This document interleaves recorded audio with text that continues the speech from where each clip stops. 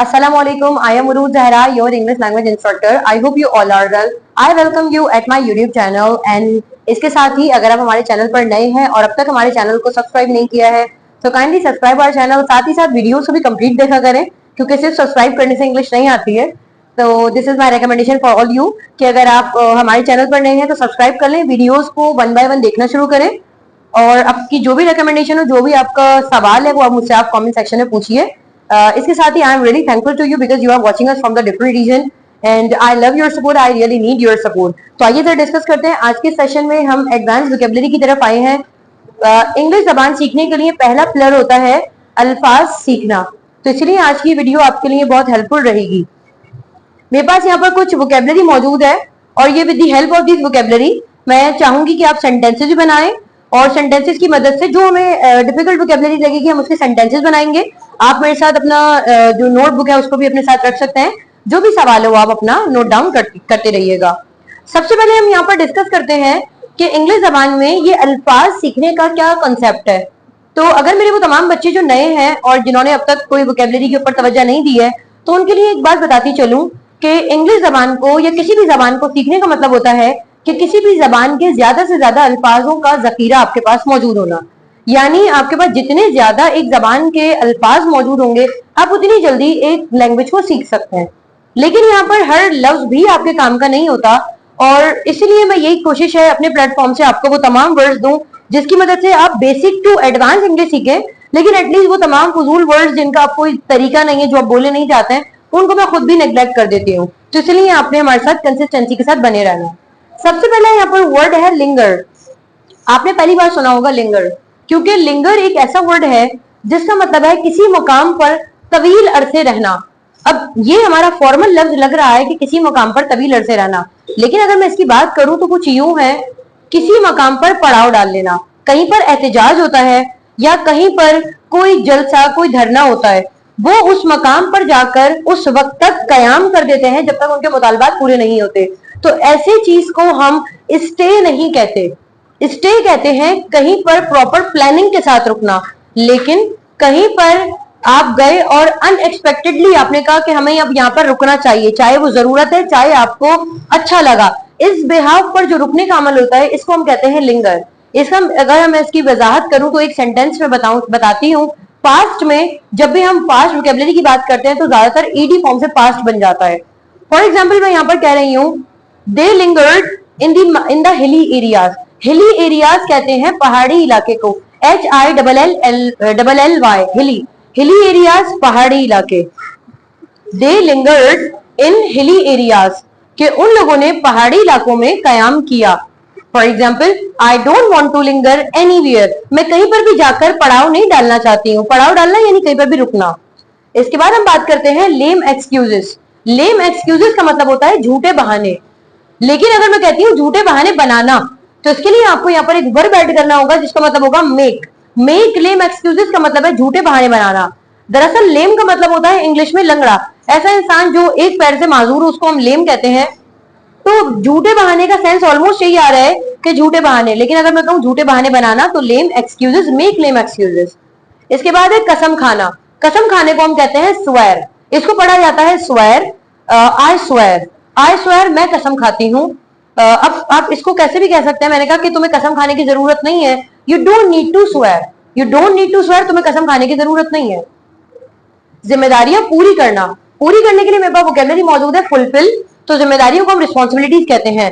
Fulfil the responsibilities, जिम्मेदारियां पूरी करना। फुलफिल द प्रॉमिस, वादा पूरा करना। वादा प्रॉमिस के सेंस में आएगा और फुलफिल का मतलब होता है पूरा करना। इसके बाद है इन्वेंट। इन्वेंट का मतलब होता है इजाद करना। इन्वेंट मीन्स इजाद करना। अगर मैं कहती हूँ कि साइंसदानों ने नई मशीन इजाद की, पास्ट की बात हो रही है तो इन्वेंटेड हो जाएगा, the scientist invented new machine. इसके बाद है दरियाफ्त करना। दरियाफ्त करने का मतलब होता है, दरियाफ्त और इजाद करना में फर्क है। दरियाफ्त कहते हैं ऐसी चीज जो पहले से दुनिया में मौजूद थी लेकिन इंसानों के इल्म में नहीं थी। इस ऐसी कोई जगह है, कोई जड़ी बूटी है जो पहले से दुनिया में मौजूद थी लेकिन हमारे इल्म में नहीं थी, उसके बारे में मालूमात होने को हम डिस्कवर कहते हैं। जबकि ऐसी चीज जिसका पहले वजूद नहीं था उसको बनाने को हम इन्वेंट कहते हैं।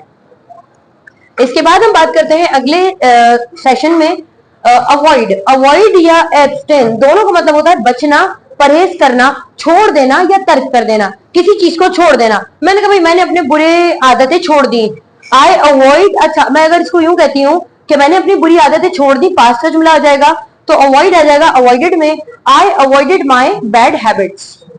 इसको मैं एब्सटेन में भी कह सकती हूँ कि आई एब्सटेन्ड माई बैड हैबिट्स। अच्छा, अगर मैं कहूं कि आपको अपनी बुरी आदतों को छोड़ना चाहिए, चाहिए की बात हो रही है तो शुड आएगा। You should abstain your bad habits. Abstain और अवॉइड दोनों सेम है, आप कुछ भी लगा सकते हैं।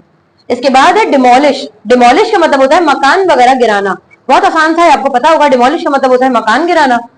इसके बाद है डिसगाइज। डिसगाइज का मतलब होता है रूप बदलना या भेष बदलना। हम अक्सर कहते हैं कि कुछ लोग भेष बदलकर मालूमात हासिल करते हैं। Some people disguise to get information. तो डिसगाइज का मतलब होता है भेष बदलना, ऐसा हुलिया कर लेना कि कोई आपको पहचान न सके। गेट रेडी, तैयार होना।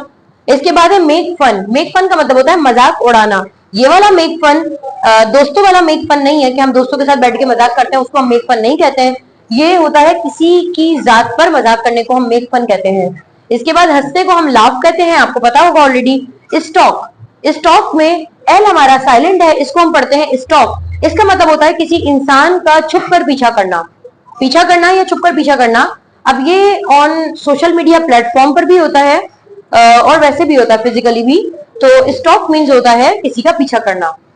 इसके बाद हम आगे चलते हैं झूठी खबरें फैलाना। फैलाने के लिए हमारे पास वोकैबुलरी मौजूद है स्प्रेड। स्प्रेड का मतलब होता है फैलाना। Spread false alarm. False alarm का मतलब होता है झूठी खबरें। Spread false alarm. मैंने कहा आपको झूठी खबरें नहीं फैलानी चाहिए, किसी भी सूरत नहीं फैलानी चाहिए। You must not spread the false alarm. Ponder over का मतलब होता है गौर फिक्र करना। फोकस या कंसीडर को हम पॉन्डर ओवर भी कहते हैं, गौर करना। I will ponder over my future. मैं अपने फ्यूचर पर गौर करूंगी। इसके बाद है क्रिटिसाइज मीन्स तनकीद करना। किसी पर तनकीद करना क्रिटिसाइज कहलाता है। किसी को नीचा दिखाना या किसी की पर्सनैलिटी या उसके अंदाज पर तनकीद करना, नेगेटिव कमेंट्स पास करने को हम क्रिटिसाइज कहते हैं। इसके बाद घर के बाहर जो हमारे पास एक टेरेस नुमा बना होता है जिसको हम चबूतरा कहते हैं, दैट्स कॉल्ड पेवमेंट। पेवमेंट कहलाता है वो घर के बाहर जो एक स्टेप होता है जिसकी चढ़कर हम घर पे आते हैं, दैट्स कॉल्ड पेवमेंट।